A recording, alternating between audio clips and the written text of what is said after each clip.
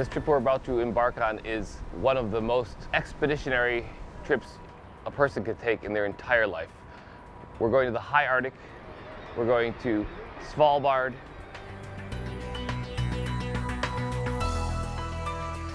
we're going to the enigmatic eastern coast of Greenland, and then we're going to end in Iceland. In the middle, we'll be traversing the Greenland Sea.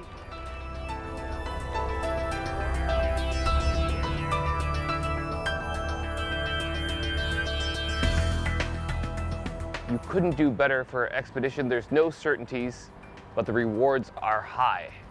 By the time we finished, we will have done what ancient explorers have tried to do for centuries, and we will have seen everything that the high Arctic has to offer.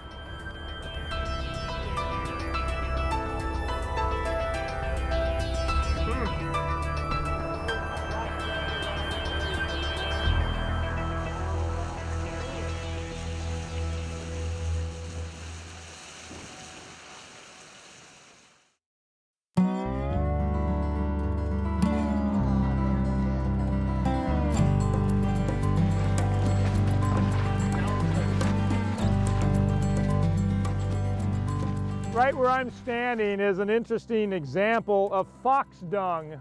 Proves you that there are foxes around, but also you can see that it's been eating the bird bones as well. These mounds are created by freezing and thawing, differential freezing and thawing, and so it creates this pattern ground effect. In the slots between the raised mounds is where you see most of the vegetation. This is almost all purple saxifrage.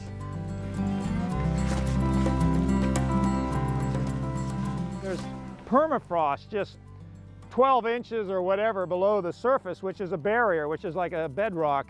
And so that's the thing that makes it all work up here in the high Arctic, is very little precipitation, but the water stays, when it melts in the summer. So you have plenty of, you have adequate moisture for plant life, animal life to exist.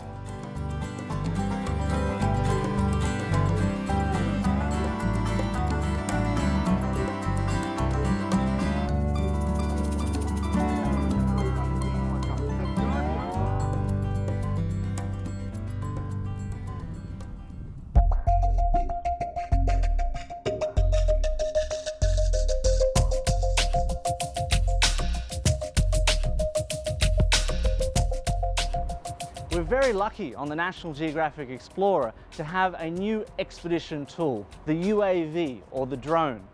This enables us to get up nice and high and view the landscapes from a different perspective, the aerial perspective.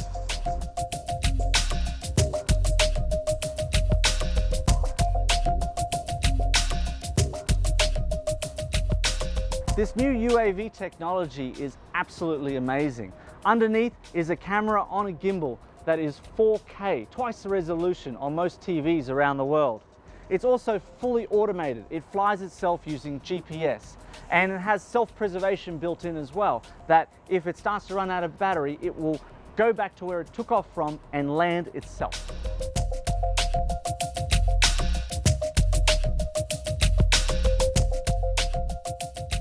I really like working with the drone because it gives our guests a whole new perspective that wouldn't normally be available to them. I can go up high above glaciers and you can see the crevasses. We can see the mammoth valleys and fjords that we traverse, and it's just a great tool to bring science education into the living room.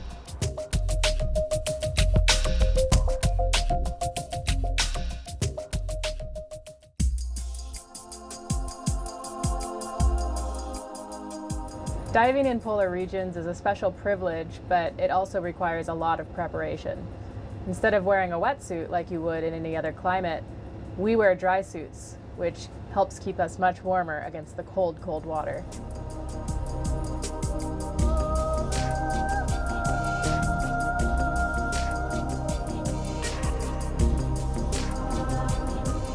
People are often surprised we put so much effort into diving in this area. Oftentimes people assume there might not be much life down there because the water is so cold and inhospitable seemingly.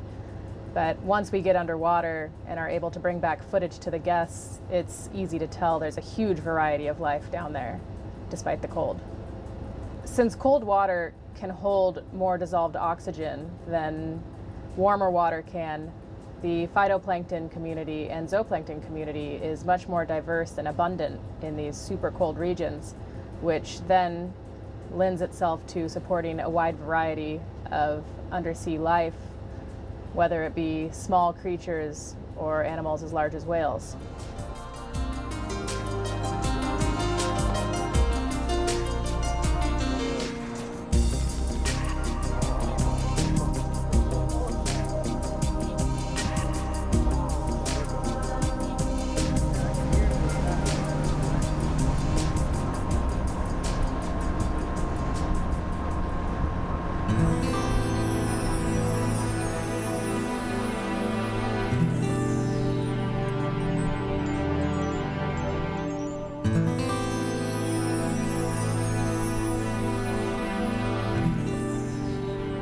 Well, we're visiting Moffin Island this evening, a lovely, lovely place to visit after dinner.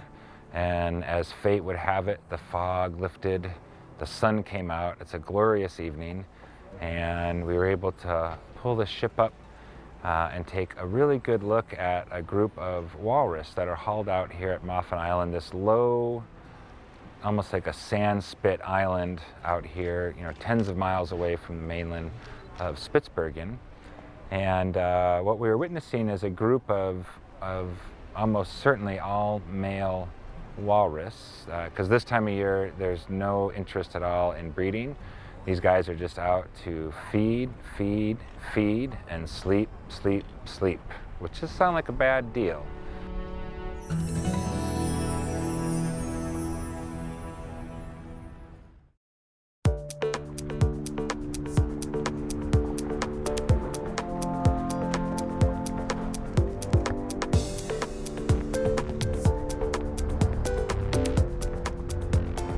It's a cold morning here in Alcafelet, but a very active one, as all the thick-billed mewers are either coming or going from the wall. Some of them just found their ledges where they're going to nest.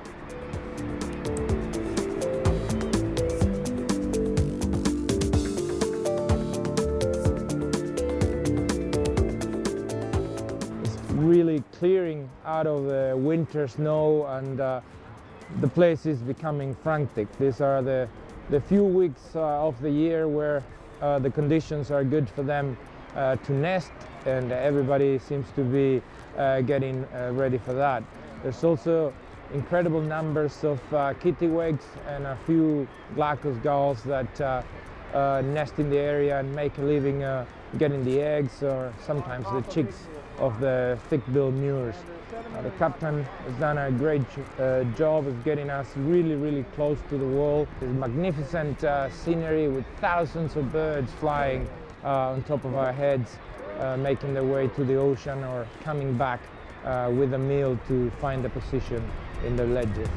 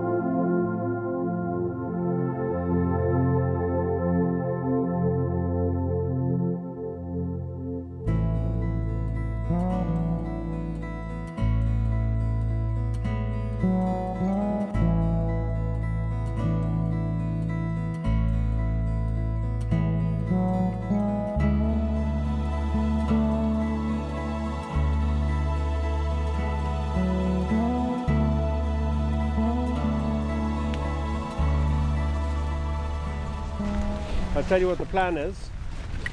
See if you like it. And if we don't like it, We can discuss it. We can discuss it. No, we'll walk along the beach here, and we've got to cross a stream. Have you all got your boots on? And yeah, ideally you should have your, well done, you've all got your leggings over your boots. Great. And we're going to walk up to the second. You see these dark lines of vegetation coming down the slope? We're going to go to the second one. There's a polar bear skeleton there, which I think will be interesting. And then we'll walk along the base of the slope and up to this kind of tableland here. We'll walk along the beach. Then in front of my house.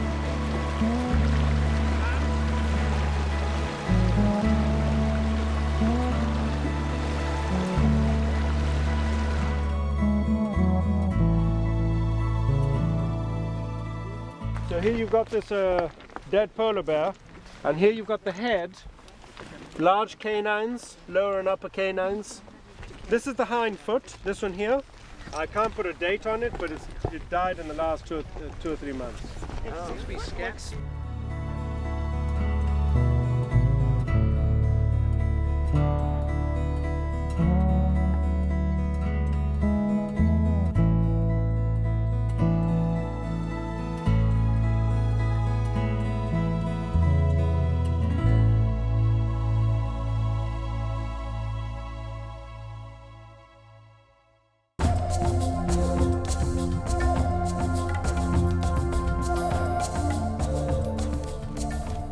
So finally, this evening, as we were sailing out from Palandabukta, we spotted our first polar bear, the icon of the high Arctic, the symbol of the Arctic and the ice up here.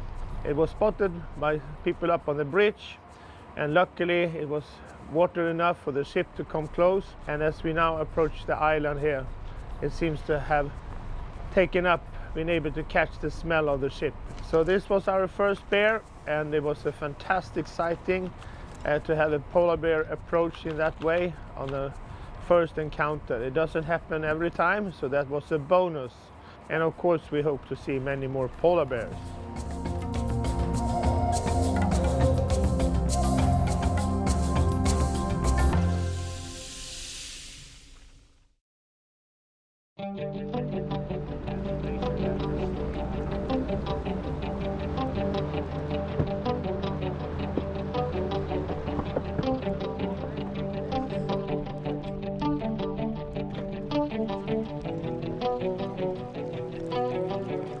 So ice, and I know some of you have been to polar regions before, because I see you parka, so you have seen plenty of ice. But ice is, I think, the message you go home with after a trip to Antarctica or the Arctic is the importance of ice here on this planet.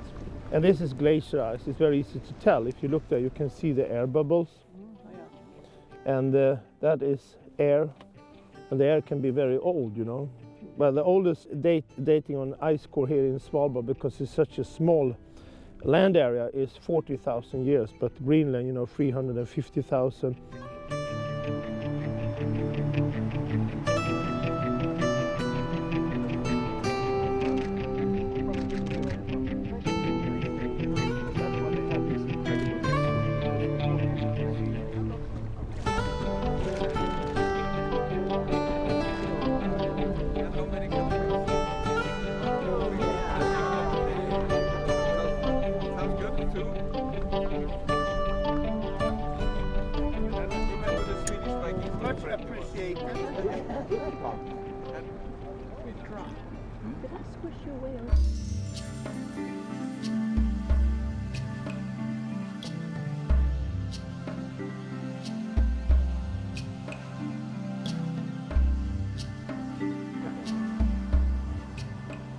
My favorite thing to photograph with the drone is glaciers. Glaciers are a river of ice moving down a valley, and it's very hard to get the full picture from ground level, but once you get up to 300 feet or so and view it from the drone, you really get a sense of the enormity and the size of the glacier. You can see all the individual crevasses and how deep they go into the bottom of the glacier. I can fly the UAV around arches and over crevasses and take people where they can't normally go, and it gives a whole new perspective that normally we would never get to see.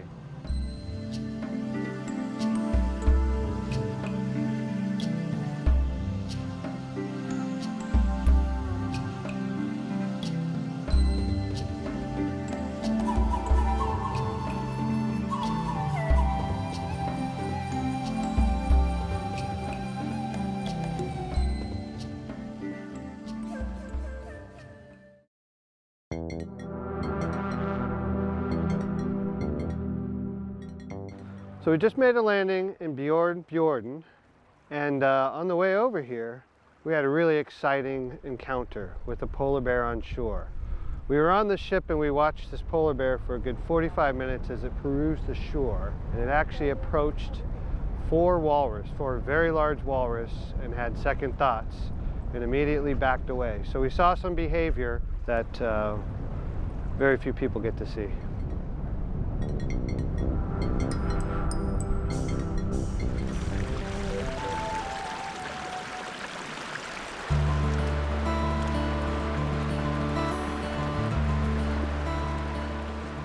So this is our last landing in Svalbard before we head to the sea ice and start making our way to East Greenland. So let's see what this place has to offer.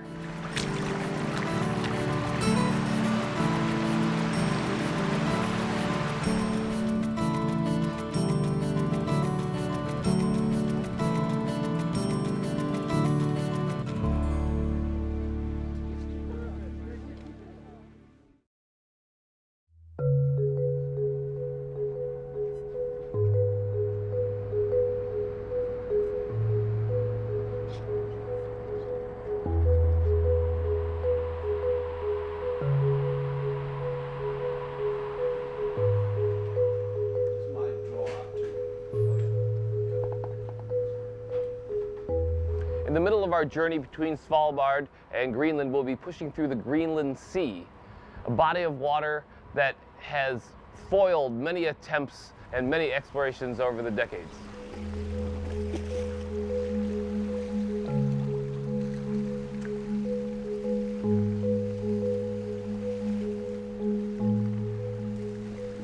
The Greenland Sea is where billions of tons of ice drain off the Greenland ice cap every year. On the National Geographic Explorer, we're on the perfect vessel to exploit all the opportunities that are before us. We can push through the ice, we can get close to wildlife.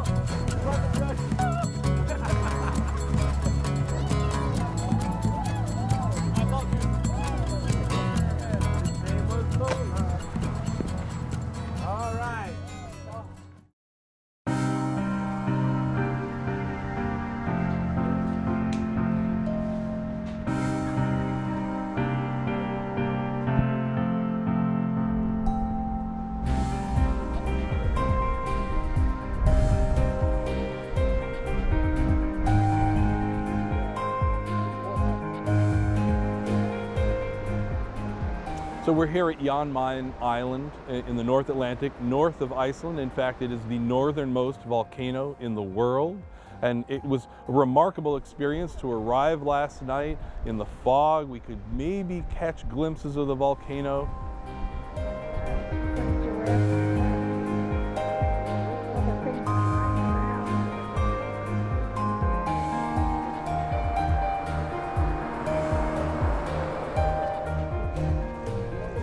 We got out and explored the island today, still in the fog.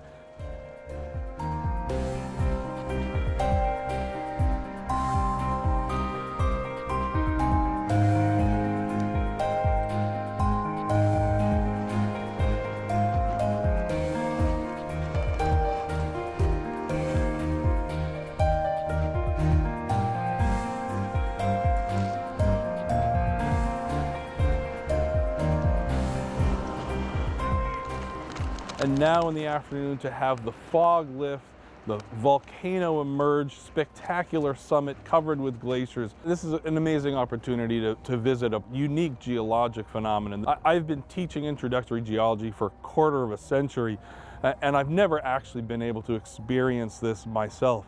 In this case, you have this stunning 1.5 mile high snow-capped volcano rising right up out of the ocean.